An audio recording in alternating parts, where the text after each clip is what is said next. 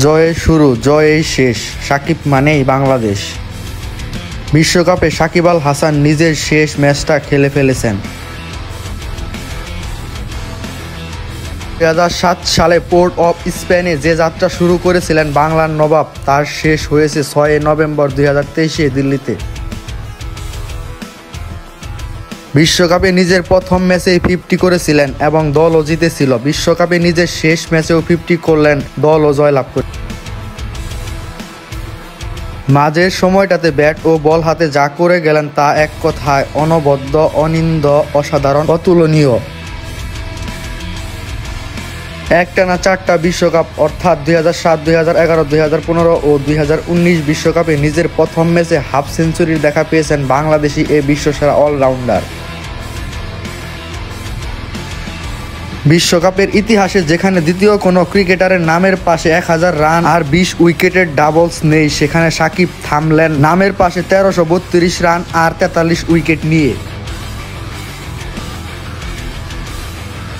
শুধুমাত্র 2019 বিশ্বকাপে ব্যাট হাতে 606 রানের পাশাপাশি বল হাতে 11 উইকেট নেওয়া যে কীর্তি গড়ে গেছেন বাংলার সাকিব, তা করে দেখাতে পারেনি গোটা দুনিয়ার আর কেউই।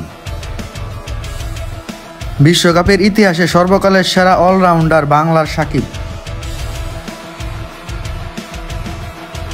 বিশ্বকাপ খেলেছেন এমন অলরাউন্ডারদের মধ্যে ব্যাট বলে সবার শীর্ষে সাবেক টাইগার অধিনায়ক।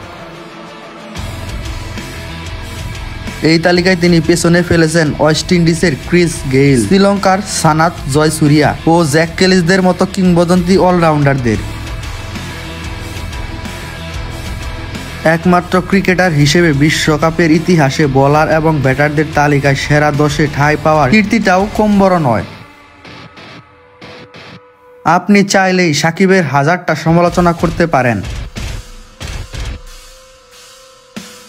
কিন্তু ক্রিকেটে তার যে সকল কীর্তি রয়েছে তা আপনাকে যুগের পর যুগ কেবল গর্বিতই করতে থাকবে।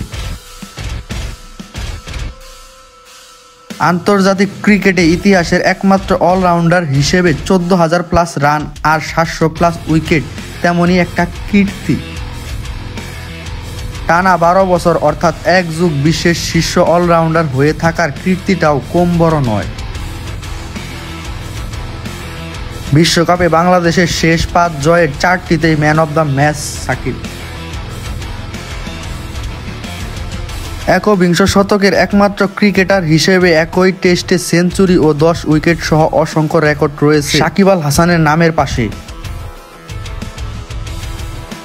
রেকর্ড ভাঙা গড়ার এ খেলায় বাংলার নবাব সাকিব আল হাসান একজন লিজেন্ডারি খেলোয়াড় হিসেবে নিজের ওয়ানডে বিশ্বকাপ ক্যারিয়ার শেষ করেছেন। তিনি দেখিয়ে দিয়ে গেছেন বিশ্বসেরারা বিশ্ব মঞ্চে পারফর্ম করতে ভালোবাসেন।